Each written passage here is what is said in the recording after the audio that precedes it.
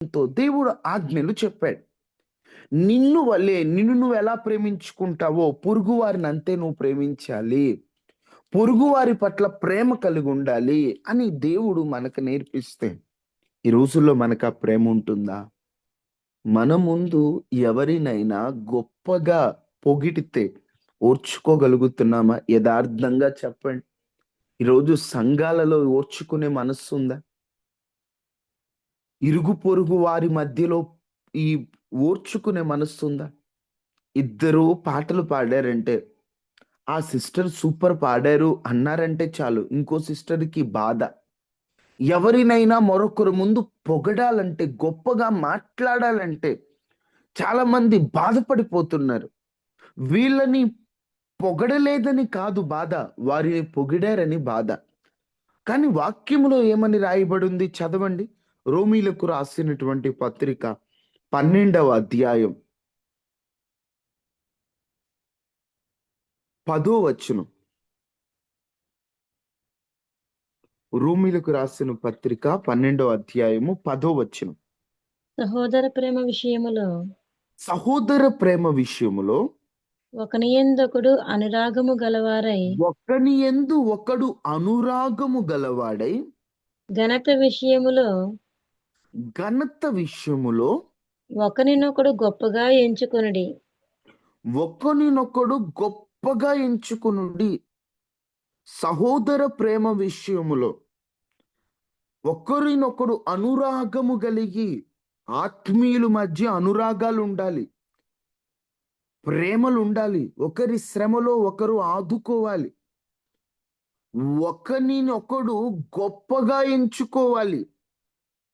ఆ సిస్టరే గొప్పవాళ్ళు లేండి అని నిన్ను నువ్వు తగ్గించుకోవాలి. ఈ మనసు ప్రభు మనకు నేర్పింది. ఒకరిని పొగిడితే ఓర్చుకోలేని మనస్సు కాదు, ఒకరిని పొగడవలసిన, అంటే నేను ఎన్నోసార్లు చెప్తాను, పొగడ్త వేరు, ప్రశంస వేరు. మనం ప్రశంసించే వారిగా, ప్రతి ఒక్కరిని గొప్పగా ఎంచే వారిగా, ఒకరినొకరిని గణపరిచే వారిగా మనం ఉంటున్నామా? ఎక్కడో తెలియని అసూయ, ఎక్కడో తెలియని స్వార్థం, ఇది ఈ రోజులో బాగా కనిపిస్తుంది. విశ్వాసుల్లోనేంటి, సేవకుల్లోనేంటి.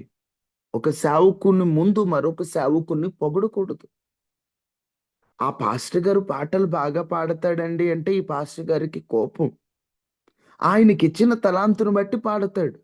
ఆ మినిస్ట్రీలో దేవుని కార్యాలు బాగా జరుగుతున్నాయంట గదండీ అంటే ఈ సేవకులు కోపం. ఈరోజు ఈ స్వభావం అందరిలో మారాలండి. తెలియకుండా సేవకులలో, విశ్వాసులలో ఈ స్వార్థం అనే మనస్సు పనిచేస్తూ ఉంది. మనందరం ప్రార్థన చేద్దామా? మనలో ఆ మనస్సు ఉండకూడదు. ఏ క్రైస్తవులలో ఆ స్వార్థముతో కూడిన మనస్సు ఉండకూడదు. ఒకరినొకడు గొప్పగా ఎంచుకునే మనసు మనకు కావాలి. మనలో ఆ మనస్సు లేకుండా ఒక్కొక్కసారి మనము అసూయ పడుతున్నామేమో. అసూయ సౌలు జీవితాన్ని పాడు చేసింది. అసూయ ఒకరినొకరు పొగిడితే ఓర్వలేని మనసు. ప్రారంభ హత్య జరిగింది అక్కడే కదా. కయీను అర్పణను దేవుడు లక్ష్యం చేయలేదని కాదు ఆయన బాధ. హేబేలుది లక్ష్యం చేశాడు. నాదైతే తీసుకోలేదు, హేబేలుదైతే తీసుకున్నాడు. నా తీసుకోకపోవడం సమస్య కాదు, హేబేలు తీసుకున్నావు, అది నా ప్రాబ్లం అంటాడు కయీన్. ఈరోజు ఆ కయీను వంటి మనస్సు మనలో ఉందేమో. ఎవరినైనా పొగిడితే ఓర్వలేని మనస్సుందేమో, అసూయతో కూడినటువంటి మనస్సుందేమో, మూతి ముడుచుకునేటువంటి మనస్సుందేమో, అలిగేటువంటి మనస్సుందేమో. ఆ అసూయ, స్వార్థం మనలో ఉండకుండా, నాయనా ఒకరినొకరు గొప్పగా ఎంచుకునే మనస్సు నాకివ్వండి అయ్యా. ఎప్పుడు మరొకరిని గొప్పగా నేను ఎంచాలి కానీ నాలో ఎక్కడ స్వార్థం ఉండకూడదయ్యా అని అందరూ ప్రార్థన చేయండి. మోకరించగలిగిన వారు ఫోన్ పట్టుకొని మోకరించి ప్రభువుని అడగండి. మౌనంగా ఉండొద్దు. ఇలాంటి పొరపాట్లే ఆత్మీయ జీవితంలో మనం ప్రభు రాకడలో విడవబడటానికి కారణమవుతాయి. ఇలాంటి చిన్న చిన్న పొరపాట్లే. వీటిని చాలా జాగ్రత్తగా పసిగట్టి మనలో నుంచి పోగొట్టుకోవాలి ఈ లోపాలను. లేదా చాలా నష్టపోయే అవకాశం ఉంది. ప్రార్థన చేయండి, ప్రార్థన చేయండి, ప్రారంభించండి. కొంతమంది మ్యూట్లో నుండి తీసి మొరపెట్టండి, ప్రభువును మొరపెట్టండి. దేవా, స్తోత్రం నాలో స్వార్థం అనే మనసు అసలు ఉండకూడదయ్యా. సహాయం ఎవరికి దయచేయండి. వారు ఎవరికి వారు ప్రభు పాదాలు పట్టుకున్నారు. ప్రభా తండ్రి హెచ్చయ్య హెచ్చయ్య హెచ్చయ్య గొప్పగా ఎంచుకున్నారు. ఎంచుకోమన్నావు ప్రభా తండ్రి అయ్యా, గొప్ప ఈ భాగ్యములు మనసు ఇచ్చేయండి ఉండకూడదు, ప్రభా తండ్రి స్వార్థం ప్రభా ఉండకూడదు. ప్రభా ఇతరుల ఆత్మీయంగా వాడబడితే దేవా తండ్రి ప్రభా స్వార్థపరుచున్నాము ప్రభా నాయన క్షమించండి రాజా తండ్రి ప్రభా నాయన అయా తండ్రి ప్రభా గొప్ప యోగ్యంగా ఎంచుకునే మనసును దయచేయండి ప్రభా తండ్రి ప్రభా నాయన యేసయ్య యేసయ్య యేసయ్య నిజమే ప్రభా నాయన దావీదు వైపు సౌలు విసుగు చూపులు చూశాడు ప్రభా తండ్రి ఆశీర్వదించబడలేదు ప్రభా తండ్రి ప్రభా నాయన సౌలుకు నా కృప నేను దూరం చేశాను అన్నావు కదా ప్రభా తండ్రి ప్రభా నాయన అలాంటి విధంగా దేవా తండ్రి దావీదు సంతతికి చేయనన్నావు కదా ప్రభా తండ్రి యేసయ్య నీకు స్తోత్రములు దేవా తండ్రి అయా నీ కృపకు మేము దూరం అయిపోతున్నామేమో ప్రభా అయితే మమ్మల్ని మన్నించండి ప్రభా తండ్రి అయా తండ్రి నీ కృపకు పాత్రలు కాలేకపోతున్నామేమో ప్రభా తండ్రి ప్రభా నాయన నిజమే ప్రభా తండ్రి ప్రభా స్వార్థమ వంచినటువంటి స్వభావంతో మేము జీవిస్తూ ఉన్నామేమో ప్రభా తండ్రి అందుకే ఉదయ కాలం నీ దాసులని పెట్టుకుని మాతో మాట్లాడమేమో ప్రభా తండ్రి ఏసయ్యా ఏసయ్యా అటు దుర్బుద్ధి అటు చెడు ఆలోచన అటు స్వభావం మాలో ఉంటే కలిగించండి ప్రభా తండ్రి నిజమే ప్రభా నాయన జీవితాంతము కష్టపడి చిన్న చిన్న కారణాల వల్ల నీ రాజ్యము దూరం అయిపోతే ప్రయాసంతా వ్యర్థమే కదా ప్రభా తండ్రి ప్రభా నాయన యేసయ్యా యేసయ్యా నీకు స్తోత్రము దేవా తండ్రి ప్రభా దేవా తండ్రి నీ రాకడ వాక్యలో తండ్రి మార్పు రావాలయ్యా. మా ప్రాణం ప్రభు విడిపోతుంది మార్పు రావాలయ్యా. మా జీవితాల్లో మార్పు రావాలయ్యా. విధానాలలో మార్పు రావాలయ్యా. ప్రభా తండ్రి, మాలో మార్పు రావాలి. ఒకరు ఉండకూడదు.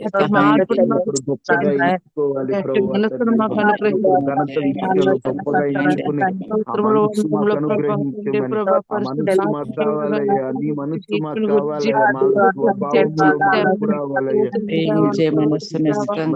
ప్రభువా, ఎక్కడ మనసులో కూడా ఒకరిని పొగిడినప్పుడు మీకు ఉండకూడదయ్యా.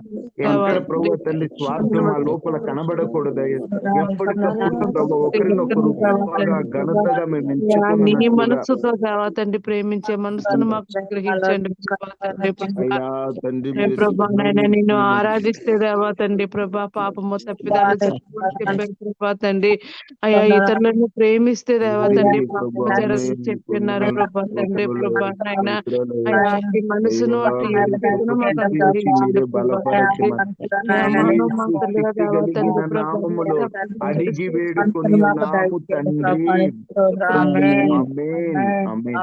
ప్రార్థన చేసి ఒకరినొకరు గొప్పగా ఎంచుకునే నిస్వార్థమైన మనస్సును దేవుడు మనందరికీ అనుగ్రహించినందుకు స్వరమెత్తి స్తోత్రాలు చెబుదామా? స్తోత్రం, స్తోత్రం, స్తోత్రం, స్తోత్రం, స్తోత్రం, స్తోత్రం, స్తోత్రం. మనం ప్రార్థించవలసినటువంటి మరొక అంశం. తమ్ముడు ప్రైజ్లాడమ్మా. ప్రైజ్ లేడక్క. ఈరోజు శృతి అక్క మ్యారేజ్ డే అమ్మ, ప్రార్థన చేయించు. ఓకే. శృతక్క వాళ్ళ మ్యారేజ్ డే ఈరోజు. వారి భార్యాభర్తలు బిడ్డలను దేవుడు ఆశీర్వదించినట్లుగా ప్రార్థనలో జ్ఞాపకం చేసుకుందాం. అదేవిధంగా ఆర్థిక క్షోభ, చాలా కుటుంబాలలో ఈ సమస్య. ఆర్థికంగా చాలా చితికిపోయిన స్థితిలో ఉన్నారు. ఒక్కొక్కరి పరిస్థితి వివరించలేమండి. కనీసం తినడానికి తిండి లేక ఎంత బాధపడుతున్నారంటే చెప్పలేం వారి పరిస్థితిని. దేవుడు ఆర్థిక ద్వారాలు తెరవాలి. భక్తుడైన దావీదు అంటాడు కదా, నేను చిన్నవాడినైంటిని, ఇప్పుడు ముసలివాడయ్యాను, నీతిమంతుల సంతానము భిక్షమెత్తుట నేను చూడలేదని. నిజమే, దేవుని పిల్లలను భిక్షమెత్తే పరిస్థితులు దేవుడు ఎన్నటికీ రానివ్వడు. మనందరం ప్రార్థన చేద్దాం. తండ్రి, తండ్రి, ఆర్థికంగా ఇబ్బంది పడుతున్న వారిని పోషించండి అయ్యా. మార్గాలు తెరవండి అయ్యా, కార్యం చేయండి అయ్యా. వ్యాపారాల్లో లాభాన్ని ఇవ్వండి, చెరువులలో లాభాన్ని ఇవ్వండి, పొలములలో లాభాన్ని ఇవ్వండి. జాబ్లో జీతాలను సమయానికి ఇచ్చినట్లుగా మనస్సును మీరు మార్చండి. వ్యాపారంలో అయ్యా చిన్న షాపులు పెట్టుకున్నటువంటి వారికి లాభాన్ని ఇవ్వండి. కష్టార్జితంతో అయ్యా ప్రతి ఒక్కరు పోషించబడాలి. పనులు లేని వాళ్ళకి పనులు దొరకాలి. ఆర్థికంగా ఇబ్బందులు పడుతున్న వారికి దేవుడు సహాయం చేయాలి. జాబులు లేని వారికి దేవుడు జాబులు ఇవ్వాలి. సహాయకుడువు నీవే, పోషించే దేవుడువు నీవే, కరువు రానియక ధాన్యమునకు ఆజ్ఞ ఇచ్చేది నువ్వే అని ప్రార్థన చేద్దామా అందరం? శృతక్క వాళ్ళ కుటుంబం కొరకు, అదే విధంగా ఆర్థిక క్షోభ తొలగిపోవునట్లుగా అందరూ స్వరమెత్తి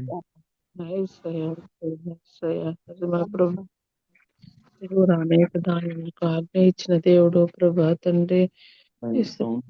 ప్రభా ఎంతో మంది కష్టపడుతున్నారు. సహాయకుడు అయ్యా, గ్యాస్ అంతయు చిల్లు సంచిలో వేసినట్టుగా అయిపోతున్నది ప్రభా. ప్రభువా, సహాయకుడు అయిన దేవుడు నీవు ప్రభువా తండ్రి. ఎంతో ఇబ్బంది పడుతున్నారయ్యా, ఆర్థిక క్షోభ అనుభవిస్తున్నారయ్యా, ఆర్థిక క్షోభ అనుభవిస్తున్నారయ్యా. అయ్యా అయ్యా వరకు కష్టపడుతున్నారు కానీ వృధా అయిపోతుంది ప్రభా. అవునయ్యా, అవునయ్యా ప్రభా నాయన సహాయం చేయండి అయ్యా. ప్రభా అయ్యా బిడ్డల ప్రాణమును మరణము నుండి తప్పించి కరువులో సజీవులుగా కాపాడు దేవా. కరువు దినములను తృప్తిపరిచే దేవా. అయ్యా తండ్రి, చేసేది మీరు ఒక్కరేనా? కరువులో ఉన్న నీ పిల్లలను, ఆర్థిక క్షోభ అనుభవిస్తున్నటువంటి నీ పిల్లలను ఒక్కసారి జ్ఞాపకం చేసుకోండి అయ్యా. ఆర్థికంగా ప్రభు తండ్రి మీ పిల్లలకు క్షేమాన్ని ఇవ్వండి అయ్యా. వారి కష్టార్జితాన్ని దీవించండి అయ్యా. చాలా మంది చాలా ఇబ్బందులు పడుతున్నారయ్యా. అయ్యా నోరెత్తి చెప్పుకోలేని సమస్యలు పడుతున్నారయ్యా. అప్పులు చేసి వడ్డీలు కట్టుకోలేకపోతున్నారయ్యా. సరైన పనులు లేక లాడిపోతున్నారయ్యా. అయ్యా పోషించండి అయ్యా. అయ్యా తల్లి పోషకుడు అయిన దేవుడు అయ్యా, పోషకుడు అయిన దేవుడు అయ్యా. నీ పిల్లలు మీరు పోషించండి అయ్యా, నీ పిల్లలు మీరు పోషించండి అయ్యా. అయ్యా నీ పిల్లల్ని పోషించండి అయ్యా. అతి శ్రేష్టమైన గోధుమలు అనుగ్రహించి పోషించండి అయ్యా. కొండ తేనెతో తృప్తిపరచండి అయ్యా. అయ్యా తండ్రి, పోషించే దేవుడు నీవేనయ్యా. అయ్యా పోషించండి అయ్యా. అయ్యా పక్షులను చూడుది, విత్తవు కూర్చుకొనవు, వాటిని పోషిస్తున్నావు. మమ్మల్ని వాటి కంటే శ్రేష్ఠమైన వారిని పోషిస్తానన్నావు అయ్యా. అయ్యా బీదలను పోషించండి అయ్యా. అయ్యా ఆర్థిక ఇబ్బందులు పడుతున్న వారిని పోషించండి అయ్యా. ఎంతో మంది ఎన్నో సమస్యలతో పోషణకై ఎంతో ఇబ్బందులు పడుతున్నారయ్యా. అయ్యా కుటుంబాలు సరిగ్గా జరగక కుటుంబంలో ప్రభువా తండ్రి అయ్యా ఇబ్బంది పడుతున్న వారిని పోషించండి అయ్యా. అయ్యా తండ్రి నీ పిల్లలు మీరే పోషించే దేవుడు అయ్యా. నాడు ఏలియాని కాకుల ద్వారా పోషించినట్లుగా నీ బిడ్డలు పోషించండి అయ్యా. రావాల్సిన డబ్బులు ఆగిపోయిన వారికి వచ్చే మార్గాన్ని తెరవండి అయ్యా. పడుతున్న వారికి బలాన్ని ఇవ్వండి అయ్యా. ఆర్థికంగా నష్టపోయిన వారికి లాభాలను ఇవ్వండి అయ్యా. పొలములో లాభాన్ని ఇవ్వండి అయ్యా. చెరువుల్లో లాభాన్ని ఇవ్వండి అయ్యా. సహాయకుడా, ఆదరణకర్త, కలిగిన దేవా కనికరించండి అయ్యా, కనికరించండి అయ్యా. పోషించండి అయ్యా, నీ పిల్లలు పోషించండి అయ్యా. అప్పులను తీర్చుకునే స్తోమతలు ఇవ్వండి అయ్యా. జాబులు ఇవ్వండి అయ్యా. అయ్యా చేతులు చాచే పరిస్థితులు కాదయ్యా. చాపే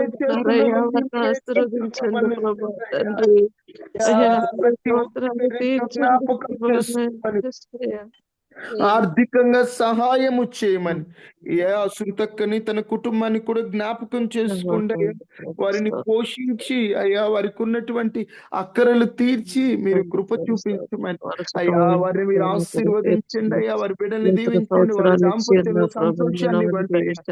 చక్కగా మీరు తోడుగా ఉండి కృప చూపించి సహాయం చేయమని యేసు శక్తి కలిగిన నామములో అడిగి వేడుకొని ఉన్నాము తండ్రి. ఆమేన్. ఆమేన్. ఆమేన్. ఆమేన్. ప్రార్థన ఆలకించి దేవుడు తన పిల్లలందరికీ ఆర్థికంగా సహాయం చేసి దేవుడు ఇతరులకి ఇచ్చేటువంటి స్థితిలో దేవుడు మనందరినీ దీవించినట్లుగా స్వరమెత్తి స్తోత్రాలు చెల్లిద్దామా? స్తోత్రం, స్తోత్రం, స్తోత్రం, చెప్పాలి. స్తోత్రం, స్తోత్రం, స్తోత్రం. ఆమేన్. ఆమేన్. ఆమేన్. తమ్ముడు, అక్క ఈరోజు పెద్దపాలెం చర్చిలో ఉపవాస ప్రార్థనలో మీ రోజు నుంచి మంచిగా జరగాలని అక్కడ ఏ ఇబ్బంది లేకుండా ప్రేయర్లో పెట్టుకోండి. ప్రార్థన చేద్దామమ్మా.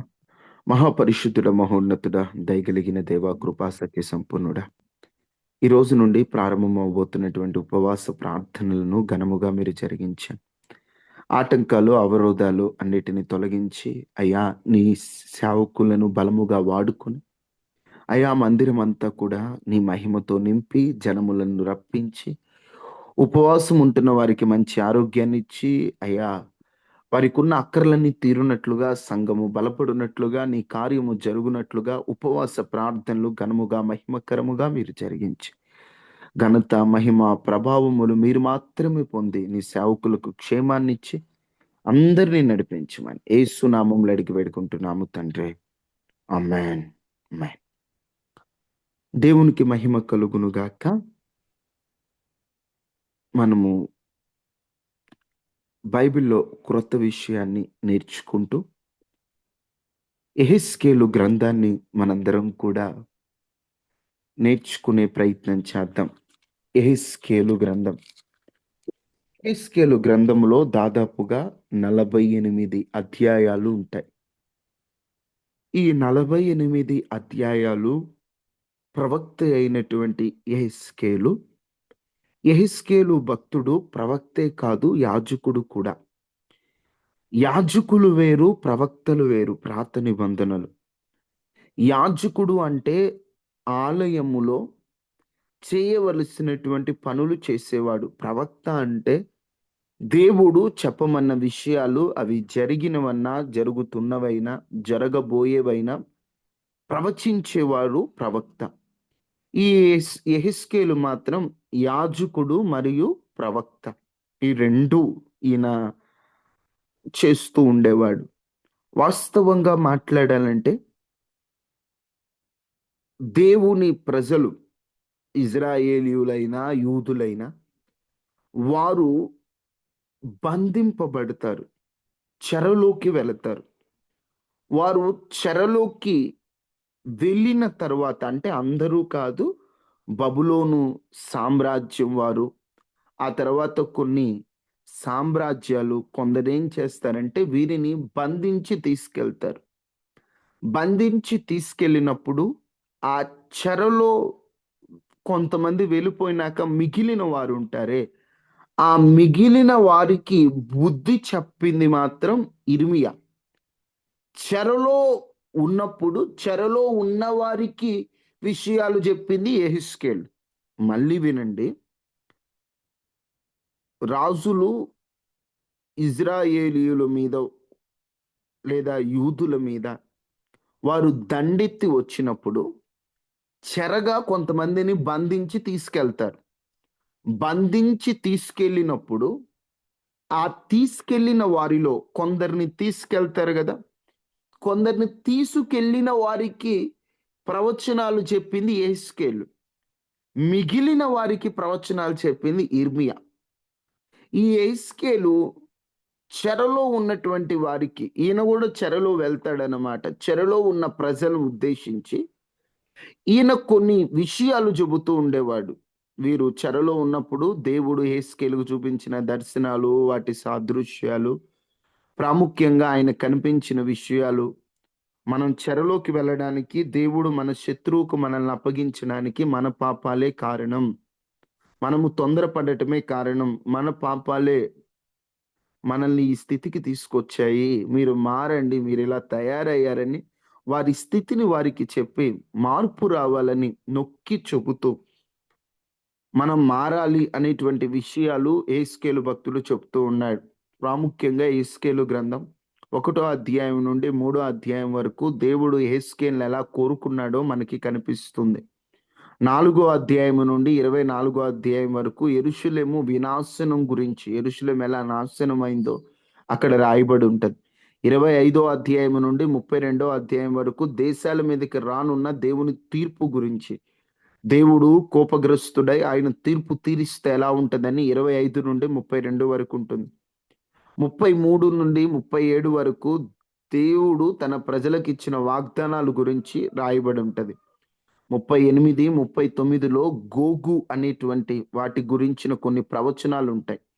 40 నుండి 48 వరకు దేవాలయం గురించి, దేశం గురించిన దర్శనాలు గురించి రాయబడి ఉంటాయి.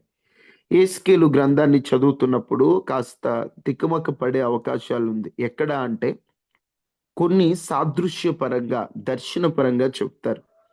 ఒక పాడైపోయినటువంటి వ్యభిచారి అయినటువంటి స్త్రీతో, వేశ్యతో దేవుని ప్రజలను పోరుస్తూ, ఆ వేశ్య ఎలాగైతే తన భర్తను విడిచిపెట్టి వ్యభిచారంలో మునిగిపోతే ఆ భర్త అనుభవించే బాధను దేవుని బాధగా పోలుస్తూ,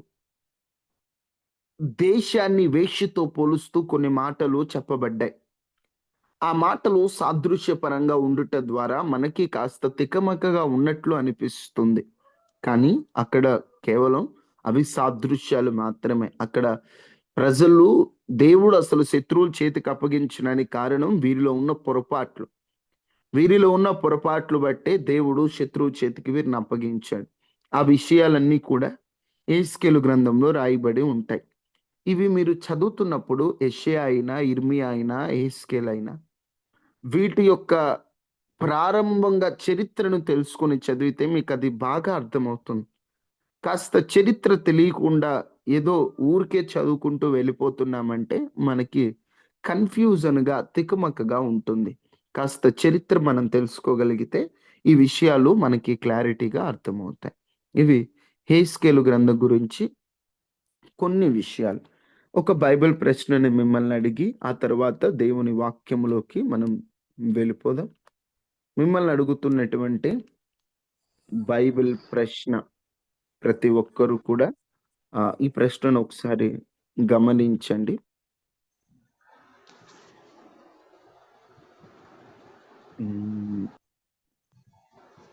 ఒక ప్రశ్నని మిమ్మల్ని అడుగుతాను.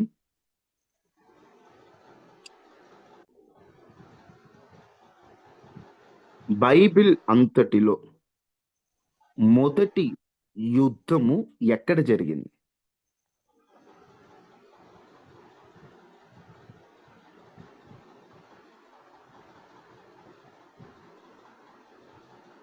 అమ్మా మరొకసారి చెప్పండి అమ్మా, కాన్ఫరెన్స్ లో చెప్తున్నారు. అబ్రహాం గారు. Very good. అబ్రహాం గారు లోతు విషయంలో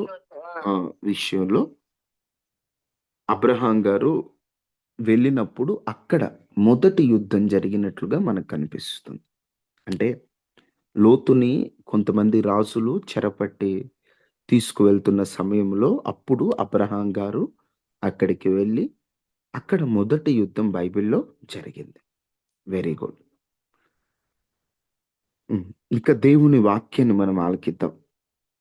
వాస్తవంగా నిరీక్షణ అనే అంశాన్ని చాలా రోజుల నుంచి ధ్యానం చేసాం. ఇక చాలు అనుకుంటున్న పరిశుద్ధాత్మ దేవుడు కొన్ని విషయాలు బయలుపరుస్తూ ఉన్నారు. వాటిలో కొన్ని మాటలు ఈ పూట మీతో చెప్తాను. మీరందరూ జాగ్రత్తగా గమనించాలి. ఒక మాట మనం చదువుకున్న తర్వాత మనం వివరించుకుందాం. హెబ్రీలకు రాసిన పత్రిక 3వ అధ్యాయం 6వ వచనం. హెబ్రీలకు రాసిన పత్రిక 3వ అధ్యాయం 6వ వచనం.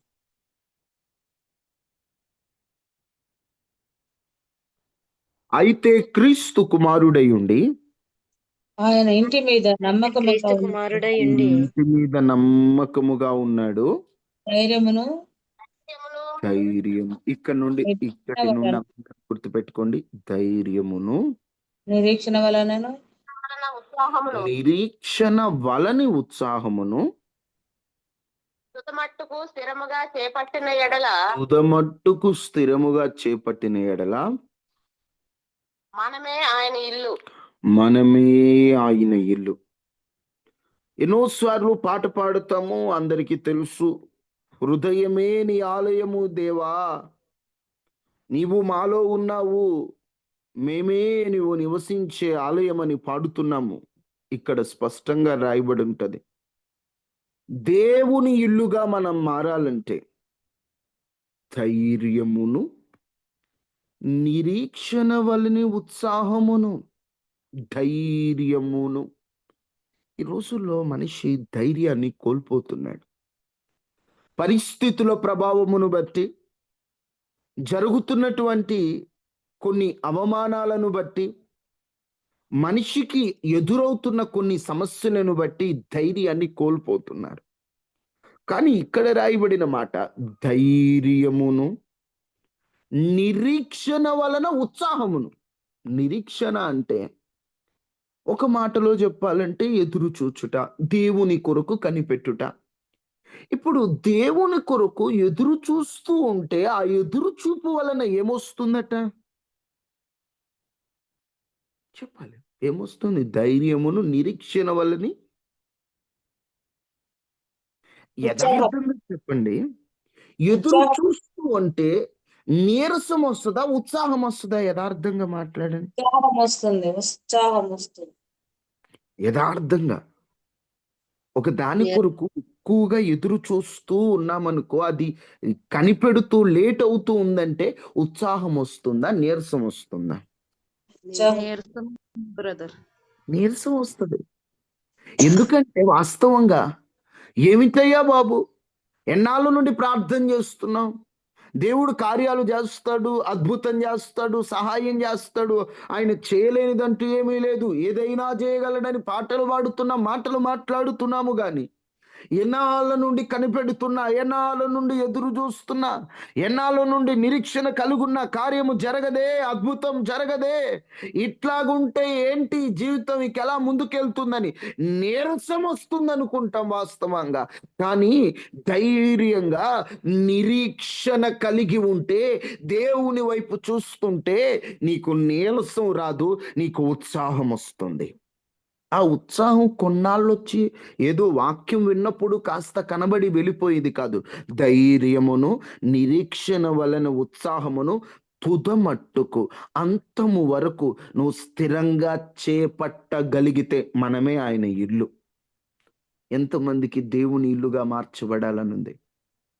అయ్యా, దేవుడు నివసించే ఇల్లుగా నేను ఉండాలని కోరుకుంటున్నాను అని ఆశపడే వారంతా ధైర్యంగా ఉండండి, నిరీక్షణలో ఉత్సహించండి. అంతే. కార్యాలు ఆలస్యమైతే బాధపడడం పోనిచ్చి, దేవుడు లేట్ చేస్తున్నాడంటే అది నా మేలు కొరకే అని ఆనందించండి, ఉత్సహించండి. ఈరోజు మనిషి జీవితంలో ఉత్సాహం లేదు. దేవుడు కార్యం చేశాక, మేలు చేశాక, అద్భుతం జరిగాక ఎవరైనా ఉత్సాహంగా ఉంటారండి. కానీ నిరీక్షణతో ఉత్సాహంగా ఉండేది ఒక నిజ క్రైస్తవుడు మాత్రమే. ఏమయ్యా ఇంత సంతోషంగా ఉంటున్నారు, ఉదయాన్నే ప్రార్థనలకు వెళ్తున్నారు, ఎక్కడ ప్రార్థనలు అంటే అక్కడికి వెళ్ళిపోతున్నారు, భలే ఉత్సాహంగా ఉంటున్నారు, ఏమన్నా సంతోషమా? ఏంటి మీ సంతోషానికి కారణం? ఏమైనా జరిగిందా? జరిగితేనే సంతోషించడం కాదండి, జరగకపోయినా నా దేవుడు చేస్తాడు అని ఆ ఎదురు చూపులో కూడా ఉత్సహించేవాడేనండి నిజమైన క్రైస్తవుడు. ఆ ధైర్యం ఎలా వస్తుంది మనకి? ఈ రోజున ఆ ధైర్యంతో కూడిన ఉత్సాహం మనకు కలుగుతుందా అంటే లేదనే చెప్పాలి. క్రైస్తవులైనటువంటి వారు ఒకటి గుర్తుపెట్టుకుందాం, మనం ఒక ప్రార్థనలు తప్ప, కన్నీటి ప్రార్థన విషయములో తప్ప మిగతా అన్ని విషయంలో సంతోషంగా ఉండటం నేర్చుకుందాం. ఈరోజు కొంతమంది బాధలు, భారాలన్నీ గుర్తు చేసుకుంటే ఎప్పుడు బాధపడతానే, ఎప్పుడు దిగులు పడతానే, ఎప్పుడు ఏడుస్తూనే ఉంటాయి. మనం ఎందుకు ఏడవాలండి? మనం ఎందుకు ఎప్పుడు బాధపడతా ఉండాలండి?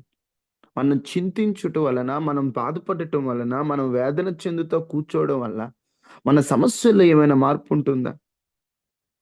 మనం ఏడుస్తూ ఉండటం వల్ల మన ఆరోగ్యం పాడైపోవడమే తప్ప మనకి సమస్యల్లో నుంచి ఏమైనా మార్పు ఉంటుందా? అందుకని ఈ రోజు నుండి ఎదురు చూస్తూ ఏడుస్తా కాదు, ఎదురు చూస్తూ ఉత్సాహంగా ఉందాం, సంతోషంగా ఉందాం. ఎప్పుడు ఎంజాయ్గా ఉందాం, సంతోషిస్తూ ఉందాం, ప్రేమగా కుటుంబంతో మాట్లాడదాం, ప్రేమగా కుటుంబంలో గడుపుదాం. చిరాకు పడుతూ చికాకులో టెన్షన్ పడుతూ కూర్చుంటే ఏం కాదు. నిరీక్షణ వలన ఉత్సాహంగా ఉందాం. దేవుడే మనలను తన ఇల్లుగా మార్చుకొని మన జీవితాల్లో గొప్ప కార్యము చేయనుగాక. ఎలా వస్తుంది ధైర్యము, ఎలా వస్తుంది నిరీక్షణ వల్ల ఉత్సాహం? మనందరికీ బాగా తెలిసిన వాక్యం, పలుమార్లు ధ్యానించిన వాక్యం. ఈ మాటకి ఆ వచనం మీకు స్ట్రైక్ అవుతుంది. యోబు గ్రంథం 4వ అధ్యాయం, మనందరికి బాగా తెలిసిన వాక్యం. ఒకసారి చదువు. నీ భక్తి నీకు ధైర్యం పుట్టింపదా? నీ భక్తి నీకు ధైర్యం పుట్టింపదా? నీ యథార్థ ప్రవర్తన నీ నిరీక్షణకు ఆధారము కాదా? నీ యథార్థ ప్రవర్తన నీ నిరీక్షణకు ఆధారము కాదా? కాదా? 4:6లో నీ భక్తి నీకు ధైర్యం పుట్టింపదా? ఎలా వస్తుందయ్యా అంత ధైర్యం? సమస్యలలో, ఇబ్బందులలో, నిందలలో కుటుంబం సహకారంగా లేదు, అందరూ వ్యతిరేకంగా మాట్లాడుతున్నారు, అయినా ధైర్యంగా ఉన్నావు. ఏం చూసుకొని నీకు అంత ధైర్యం? ఏం చూసుకొని నీకు నిరీక్షణ? నిరీక్షించడమే కాదు, ఎదురు చూడడమే కాదు, ఆ ఎదురు చూపులో కూడా ఉత్సాహంగా ఎలా ఉండగలం అంటే ఒకటేనండి, భక్తి, యథార్థ ప్రవర్తన. భక్తి చేస్తూ యథార్థంగా ఉంటే అవే మనకు ధైర్యాన్ని ఇస్తాయి. బొమ్మను మొక్కమన్నారు షడ్రక్, మేషక్, అబేద్నెగోలని. మేము మొక్కమన్నారు అంతే. మేము మొక్కవనంగానే అగ్నిగుండం లేస్తామన్నాడు, అయినా భయం లేదు. 7 అంతలు రెట్టింపు చేశారు, అయినా భయం లేదు. ఏం చూసుకోనంత?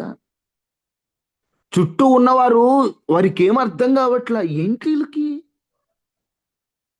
అది సరేలే, వాళ్ళ దేవుడు వచ్చి ఏమైనా దర్శనంలో కనబడి, ఓ భక్త, మిమ్మల్ని నేను అగ్నిగుండంలోంచి కాపాడుతానని ఏమైనా వాగ్దానం చేశాడా అంటే వీళ్ళంటారు, మేము మొక్కనే మొక్కము, అగ్నిగుండములోకి వెళ్ళిన తర్వాత మా దేవుడు మమ్మల్ని రక్షించగలడు, రక్షింపకపోయినా పర్లేదు, కానీ మా ధైర్యం మాత్రం చెక్కు చెదరదు, మా నిరీక్షణ మాత్రం చెక్కు చెదరదు. అదేమి నిరీక్షణ? దేవుడు మమ్మల్ని కాపాడుతాడు, దేవుడు మమ్మల్ని విడిపిస్తాడు, దేవుడు మమ్మల్ని బయటికి తీసుకొస్తాడు అనే ఆశ ఉంటే దాన్ని నిరీక్షణ అంటారు. కానీ దేవుడు మమ్మల్ని విడిపించకపోయినా పర్లేదు, కానీ మా నిరీక్షణ మమ్మల్ని సిగ్గుపరచదు అంటే ఎంత ధైర్యం అండి! ఎట్లా వచ్చిందయ్యా ధైర్యం? ఇన్ని సమస్యలు ఎలా వచ్చిన ధైర్యం? ఇంట్లో ఉన్న వాళ్ళు, బంధువులైనటువంటి వారు ఒక మాట బాధ కలిగే మాట అంటేనే భక్తి చేయలేకపోతున్నాం ఈ రోజున. నానుకున్నటువంటి వారు, సొంత వారు ఒక మాట నిన్ను దూషించినా, తప్పుగా మాట్లాడినా నువ్వు భక్తి చేయడానికి ఆలోచిస్తున్నావు. అమ్మో, వాళ్ళు నన్ను ఇలా మాట్లాడారని వేదన చెందుతున్నావు, బాధపడుతున్నావు.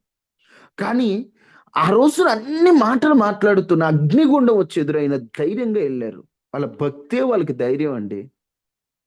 ఆ భక్తి వారికి అంత ధైర్యాన్ని ఇచ్చింది. వారు లోపలికి వెళ్ళారు, అసలు ఒక మాటలో టెన్షన్ లేకుండా అగ్నిగుండములో కూడా వారు ఆనందంగా తిరుగుతున్నారు. వారి మధ్యలో దేవుడు వచ్చేసాడు. అంత ధైర్యం, వారి భక్తే వారి ధైర్యం. యోబు గారి పరిస్థితి కూడా గమనిస్తే, ఆయన గనక ఎవరైనా ఇంటర్వ్యూ చేస్తే, బాబు నీ పరిస్థితి ఎలా ఉందయ్యా అంటే, నా పరిస్థితి అన్నీ కోల్పోయాడండి, ఏముందండి, భార్య తప్ప ఏమీ లేదు, ఆయనకి ఆరోగ్యం లేదు, అన్నీ కోల్పోయాడు. అన్ని కోల్పోయి కూడా యోబు గారు నీ పరిస్థితి ఏంటయ్యా నన్ను అడిగితే ఆయన ఏమంటున్నాడో తెలుసా? ఒకసారి ఆ మాట చూడండి. యోబు గ్రంథం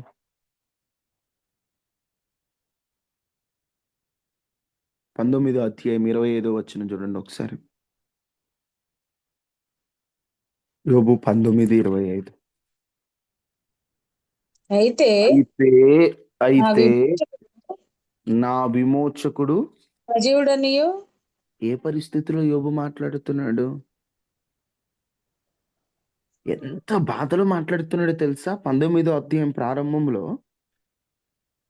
ఎన్నాళ్ళు మీరు నన్ను బాధింతురు, ఎన్నాళ్ళు మాటల చేత నలగొడతారు, నన్ను నిందించి సిగ్గులేక నన్ను బాధిస్తున్నారని బాధలో, వేదనలో అందరూ ఆయన్ని నోరుకొచ్చినట్టు మాట్లాడుతుంటే, ఆయన బాధలో మాట్లాడుతూ అలాంటి బాధలో కూడా యోబు ఏమంటున్నాడంటే, అయితే నా అయితే విమోచకుడు నా విమోచకుడు.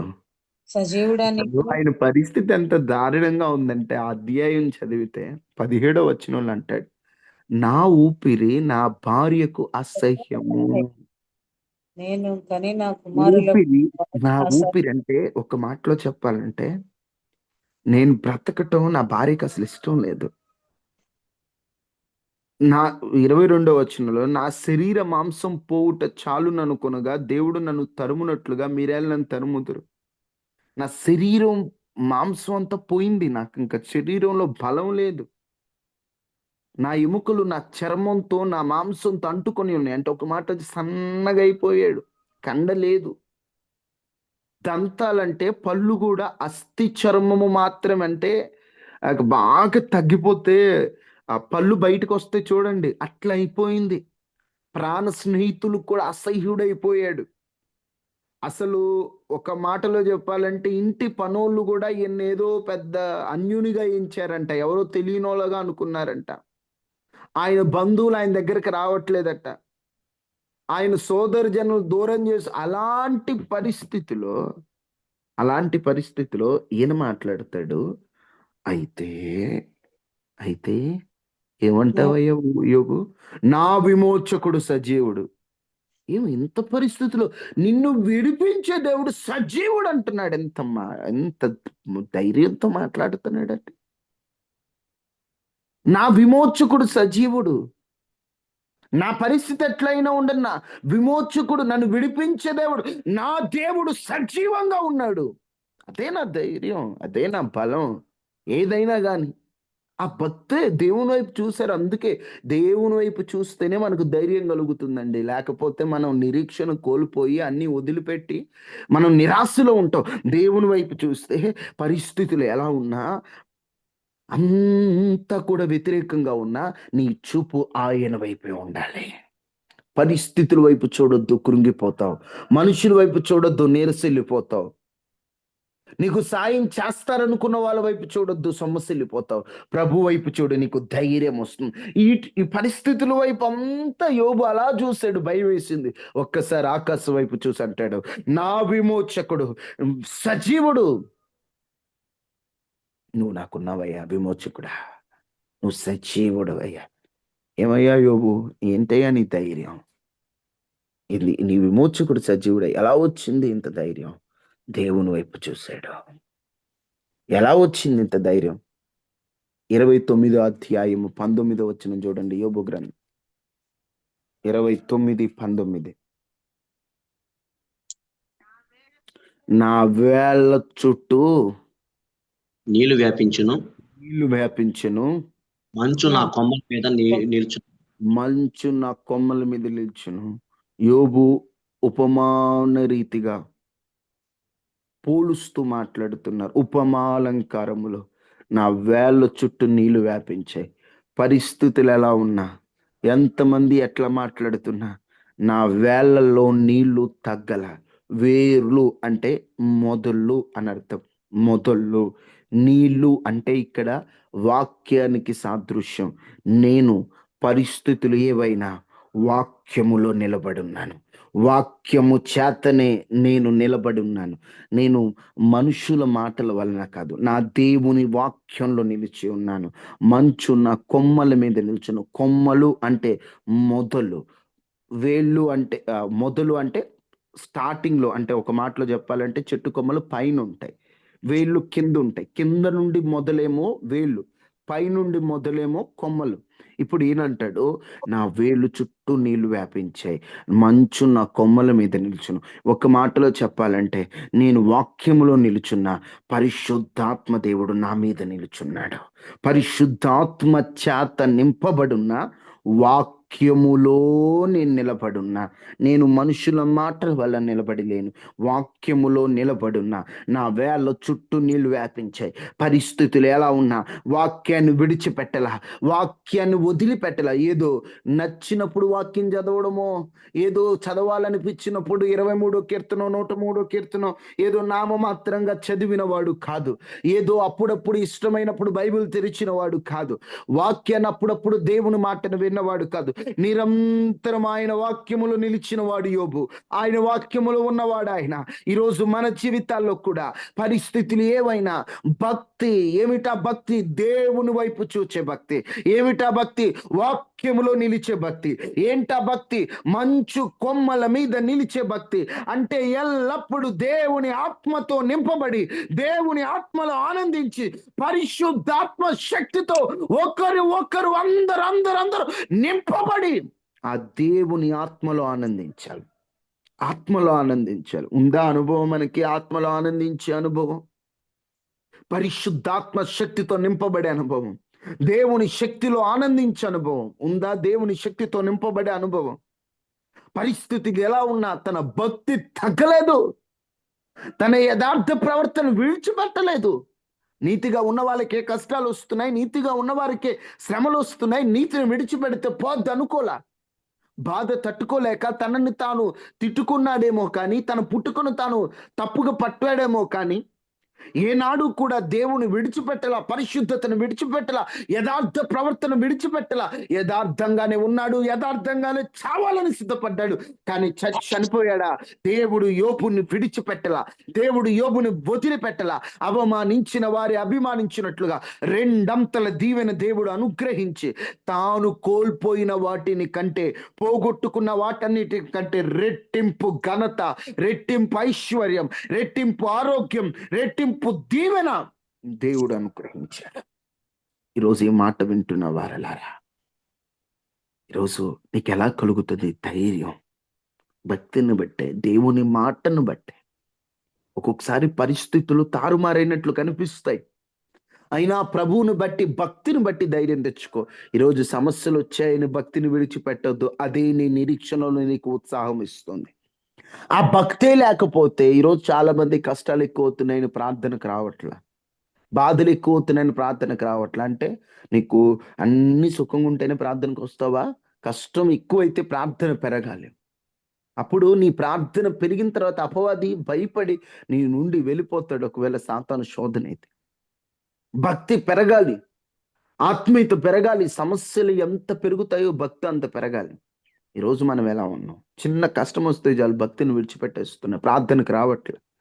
మనసు బాగాలేదంటున్నారు. మనసు బాగాలేకపోతే రా దేవుని పాదాల దగ్గరికి. సమస్యలు ఎక్కువైతే రా దేవుని పాదాల దగ్గరికి, పరిష్కార మార్గాన్ని కనుక్కో. అంతే తప్ప ఊరికే కూర్చొని అనవసరమైన వాటికి తిరుగుతూ కూర్చుంటే సమస్యలు ఎలా పోతాయి? బాధలు ఎలా పోతాయి? భారాలు ఎలా పోతాయి? నీ సమస్యల కారణం ఏంటో ప్రభు సన్నిధిలో కనిపెట్టు. నీ సమస్యకి ఎవరి వల్ల కారణం? నీ పొరపాట్ల, లేకపోతే తొందరపాట? ఏం జరిగిందో ప్రభు సన్నిధిలో కనిపెట్టాలి. కానీ అలా ఉంటే ఎలాగా? దేవుని మాటను బట్టి ధైర్యం తెచ్చుకోవాలి. యోబు గారికి అదే ధైర్యం. ఓ సందర్భంలో పౌలు గారు ఓడ ప్రయాణం చేస్తూ ఉన్నారు. ఆ ఓడ ప్రయాణం చేస్తున్నప్పుడు దాదాపు 14 రేయింబగలు 14 రాత్రులు వారు వెళ్తున్నప్పుడు పడవంతా మునిగిపోయి అంతా విచ్చలవిడిగా ఉంది. చూడండి ఒకసారి అపోస్తుల కార్యములు 27వ అధ్యాయం 25వ వచనం.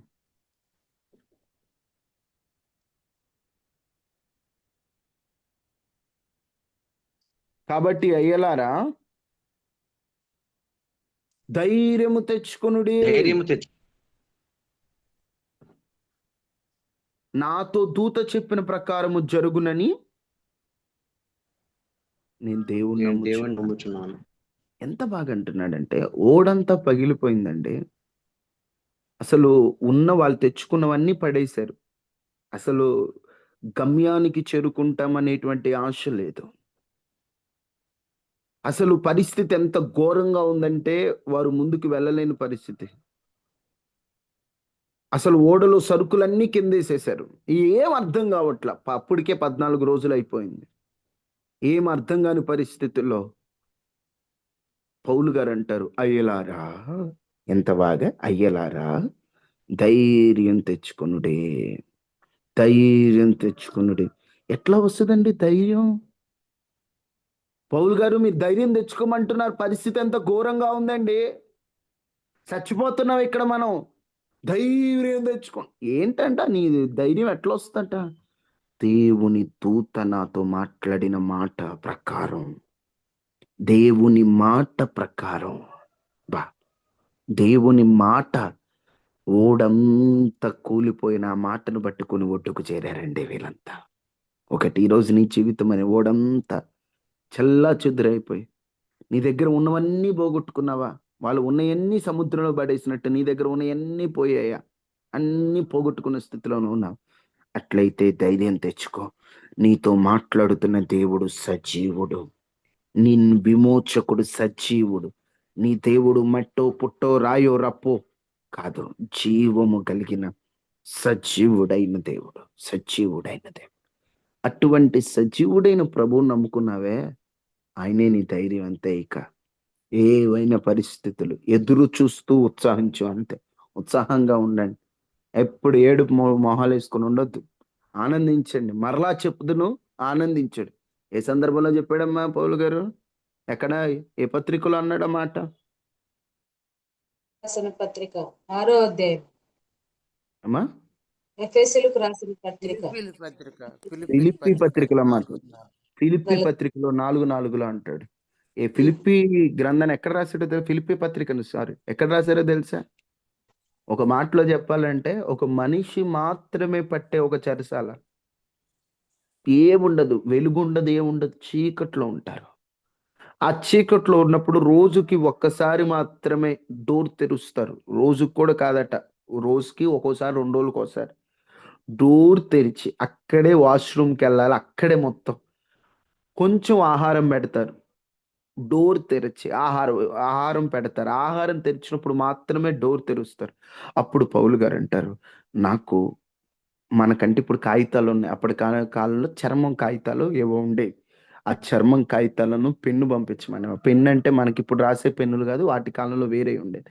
పంపించమని, ఈడెవర్రా బాబు, ఎవరైనా మాకు ఆహారం మంచిది పంపిమంటారు, ఈయనేంట్రా కాగితాలను పెన్నులు పంపిమంటాడు అనుకున్నారు. వచ్చేవాళ్ళు, కాగితం పెన్ను అడుగుతున్నారు కానీ ఇచ్చేవాళ్ళు. ఆహారం తినాల్సిన టైంలో ఆహారం తింటాం ఆపేసి, ఎందుకంటే గంటే వాళ్ళకి ఆ డోర్ తెరిచేది, వెలుగు పడేది, తర్వాత అంత చీకటి, ఆ వెలుగులోనే రాయాలి ఏదైనా. అప్పుడు ఆ గంట వెలుగులో పౌలు గారు రాసేవారట ఫిలిప్పి పత్రికలో, ఆనందించుడి, మరలా చెప్పొద్దున ఆనందించుడి. ఏం ధైర్యం సార్! చెరసాల, ఒకవైపు నిందలు, అవమానాలు, ఎక్కడున్నావు, పరిస్థితి అంత ఘోరంగా ఉంది. అలాంటి పరిస్థితిలో నేను శ్రమల్లో ఉన్నాను, బాధలో ఉన్నాను, భారములో ఉన్నాను, అన్ని పోగొట్టుకొని ఉన్నాను, అన్ని కోల్పోయి ఉన్నాను, అన్ని ఈ రాయకుండా ఆయన చక్కగా రాస్తాడు, ఆనందించుడి, మరలా చెబుతున్నా, ఒక్కసారి కాదు, ఆనందించుడి, మరలా చెబుతున్నా, ఆనందించుడి, ఆనందించుడి. 4 అడుగులు వెడల్పు, 4 అడుగుల ఎత్తు ఉన్న జైల్లో ఉంచితే అక్కడ రాస్తున్నాడు, ఆనందించుడి. ఏమంత ధైర్యం అంటే, భక్తే ధైర్యం, భక్తే ధైర్యం. ఈరోజు అందుకే ఉత్సాహంగా ఉండండి, భక్తిని బట్టి, ప్రభువుని బట్టి ధైర్యం తెచ్చుకోండి, ఉత్సహించండి. ఆయనే మనం నివసించే ఇల్లుగా మారబోతున్నాడు. దేవాతి దేవుడే మనలో ఉంటే మనం దిగులు పడాల్సిన అవసరమే లేదు. ఆయన మనలో ఉంటాడు.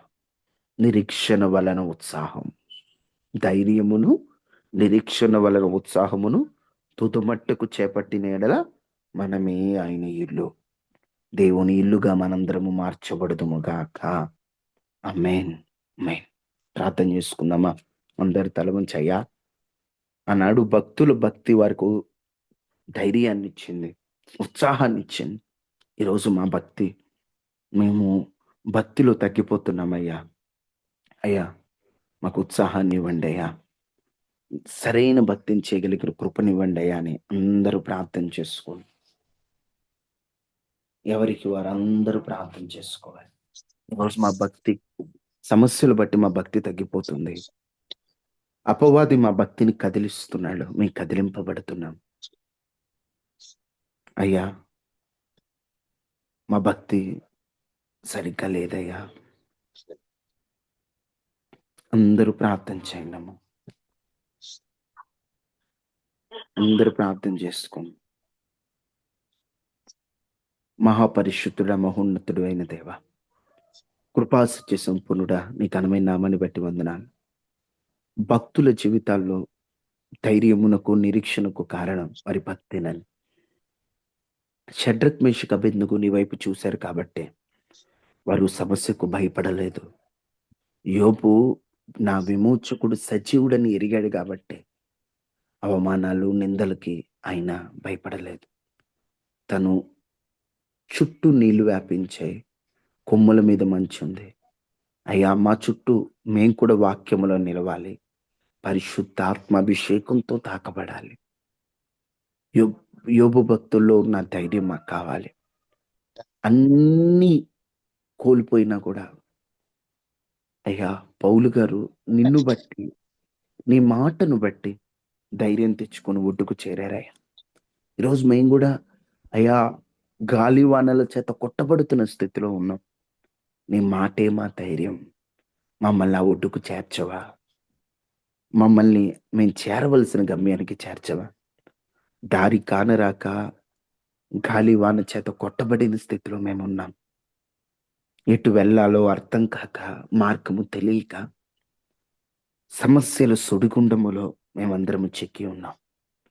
మీరే మా ధైర్యం ప్రభువా. నిరీక్షణలో ఉత్సహించే మనసు మాకు కావాలి అయ్యా. ఫిలిప్పి పత్రిక రాసేటప్పుడు అన్ని సమస్యల్లో కూడా పౌలు గారు ఎంత ఉత్సాహంగా ఉన్నాడు. మాకు ఆ ఉత్సాహం కావాలయ్యా, మాకు ఆ ధైర్యం కావాలయ్యా. ఈరోజు మేము చిన్న వాటికే సోలిపోతున్నాం, చిన్న వాటికే కలవరపడుతున్నాం, చిన్న వాటికే ఉత్సాహం లేకుండా మేము ఉంటున్నాం.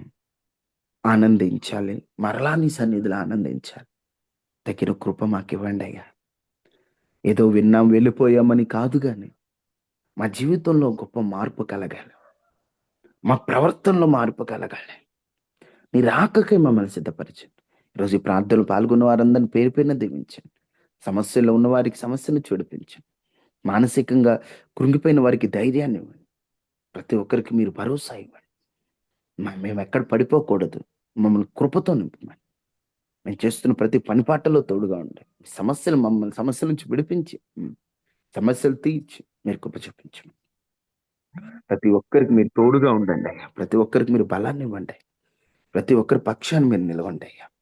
ప్రతి ఒక్కరి చుట్టూ మీ కంచి వేసి కాపుదలేవమ్మని యేసు శక్తి కలిగిన నామములో అయ్యా, వైరస్లు, ప్రమాదాలు, అయ్యా, రోగాల నుండి మమ్మల్ని విడిపించమని, క్షేమాన్ని మా అందరికి అనుగ్రహించి కృపాక్షేమములు మాతో ఉంచమని యేసు నామములో అడిగి వేడుకుంటున్నాము తండ్రి. ఆమేన్.